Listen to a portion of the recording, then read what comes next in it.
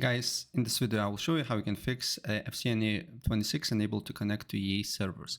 I will show you on PC, but it will work on a PS4, PS5 or Xbox, but you just need to Google it out how to change DNS settings. But the process will be pretty much the similar, but you need to just Google it out, okay?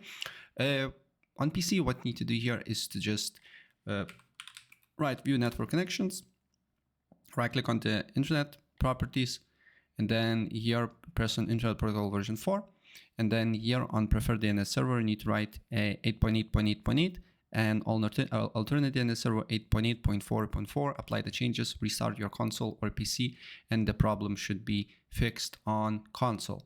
If you are on PC, I will show you what you need to do next. You need to open up CMD, right click on it, run as admin.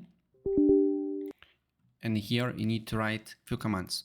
First, ipconfig // DNS. Another command is nesh winsock reset. After that, you can close this. Again, you can go to settings.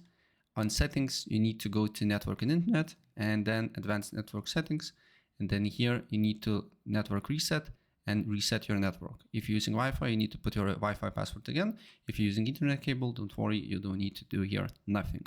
And also open up browser and don't forget to look for FC26 server status. If the service is down on their end, you can't do nothing about it, and you just need to wait. So open up the website like down detector, look for FC26, and then look if there is some reports in your particular region and hour. As you can see here, it was some reports with the servers. So if there is a lot of reports, all you need to do here is just to wait. And yeah, that's basically it. If I help you out, please press like and subscribe for more. Take care. Bye.